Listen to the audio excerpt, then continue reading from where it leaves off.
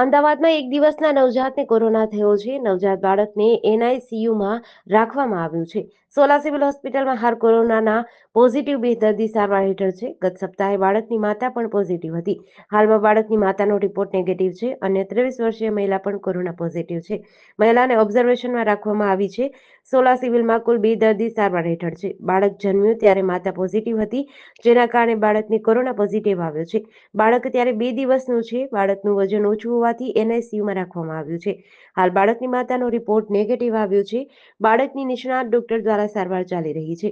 વસારવા civil હોસ્પિટલમાં 3 દર્દી પૈકી એક બાળક 8 મહિનાનું કોરોના પોઝિટિવ છે. 8 મહિનાના બાળકને અનેક તકલીફો છે, જેથી બાળકને ઓક્સિજન પર રાખવામાં આવ્યું છે. પીએમ મોદીએ શુક્રવારે બિહારના સાસારામના દુર્ગાડીહમાં જાહેર સભા યોજી હતી. લગભગ 40 મિનિટના ભાષણમાં તેમણે આતંકવાદ વિશે કડક સંદેશ આપ્યો હતો.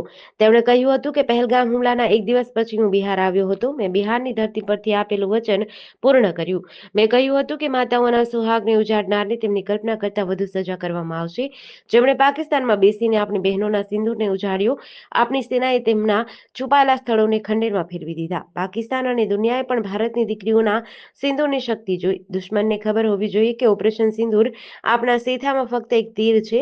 ભારતની લડાઈ ન તો અટકી છે, ન થંભી છે. જો આતંકવાદનો ગઢ ફરી ઉગશે તો અમે એને તેના દરમાંથી બહાર કાઢીશું અને કચડી નાખીશું, પછી ભલે તે સરહદ પાર હોય કે સરહદની અંદર હોય. બનાસકાંઠા જિલ્લામાં જળ સંચય અભિયાન અંતર્ગત 50,000 રિચાર્જ કુવાના નિર્માણનો આજથી પ્રારંભ થયો છે. દાંતીવાડા તાલુકાના ચોડુંગરી ગામ ખાતે મુખ્યમંત્રી ભૂપેન્દ્ર પટેલના અભિયાનને લીલી ઝંડી આપી છે.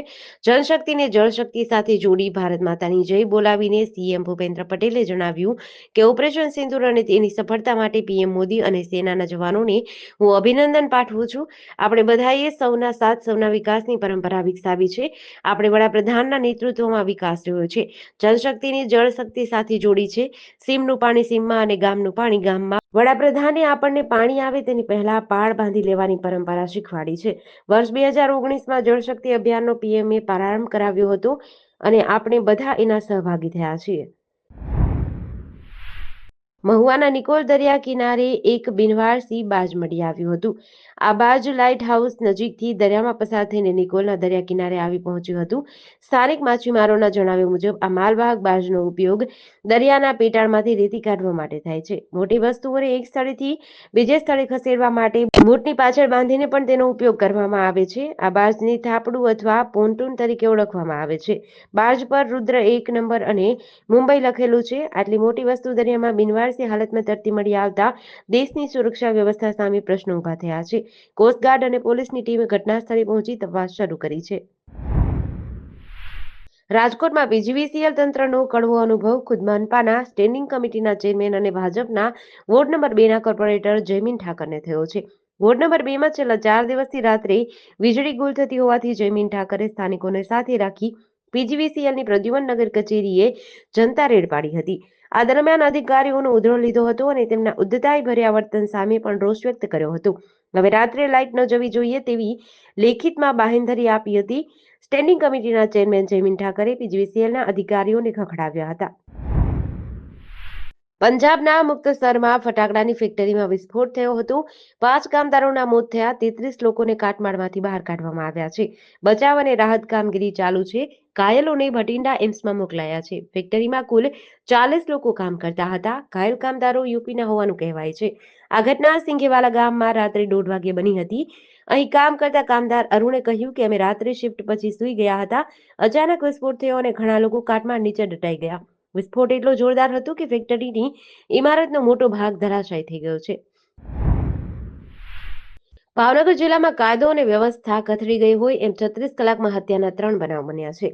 એક દિવસ પહેલા શહેરમાં ધોળે દિવસે મહિલા પોલીસકર્મીના પુત્રની છરીના ઘા ઝીકી હત્યા કરાઈ હતી, જેના આરોપીઓ હજી પણ પોલીસ પકડથી દૂર છે.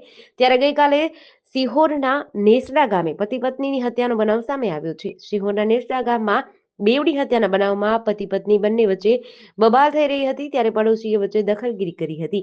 દંપતીએ કહ્યું કે તું અમારા ઝઘડામાં વચ્ચે ન પડીશ, જેથી ઉશ્કેરાયેલા પાડોશીએ બાજુમાં પડેલી કુહાડી લઈને બંનેને રહેસી નાખ્યા હતા.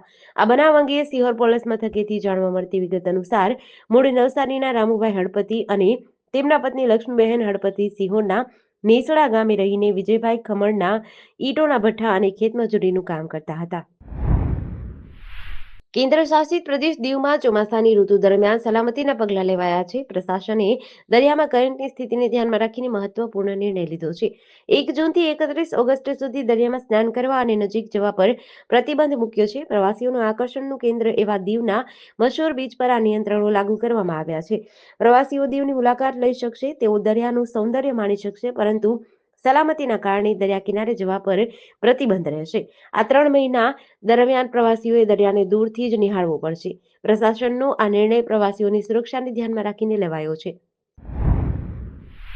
ભરૂચ જિલ્લાના નિકોરા ગામમાં યુવક અને યુવતીના પ્રેમ લગ્નને પગલે ગામમાં ભારે તણાવની સ્થિતિ ઊભી થઈ છે. આ ઘટનાએ ગામમાં ઉગ્ર હંગામો સર્જ્યો છે, જેમાં બંને પક્ષો વચ્ચે મારામારી બની છે. આ ઘટનામાં અનેક લોકોને ઈજાઓ થઈ છે, જેમને તાત્કાલિક ભરૂચ સિવિલ હોસ્પિટલે ખસેડાયા હતા. પ્રેમી પંખીડા લવ મેરેજ બાદ ઘરે પરત ફરતા ધીંગાણું થયું હતું. આ ઘટનાનો વિડીયો સોશિયલ મીડિયામાં વાયરલ થયો છે. ગામના યુવકે ગામની જ યુવતી સાથે ભાગી જઈ અંકલેશ્વરમાં લગ્ન કર્યા હતા. આ કારણે બંને પરિવારજનોમાં તણાવ ઊભો થયો હતો. કોડીનાર તાલુકાના મૂળ દ્વારકા બંદરે દરિયાઈ માર્ગે થતી દારૂની હેરાફેરીનો સ્થાનિક યુવાનોએ પર્દાફાશ કર્યો છે. મોડી રાત્રે બંદર પર બોટમાંથી બોલેરો ગાડીમાં વિદેશી દારૂનો જથ્થો ભરવામાં આવી રહ્યો હતો. સ્થાનિક યુવાનોએ આ હેરાફેરી પકડી પાડી હતી. પોલીસ સૂત્રો મુજબ બોલેરોમાંથી 112 પેટી દારૂ મળી આવી છે. નાની મોટી બોટલોની કુલ કિંમત ₹8,53,000 છે. બોલેરોની કિંમત 3 લાખ મળી 13 લાખથી વધુનો મુદ્દામાલ જપ્ત કર્યો છે. પોલીસે 3 આરોપીની ધરપકડ કરી છે. આ દારૂનો જથ્થો દમણથી આવ્યો હોવાની શક્યતા છે.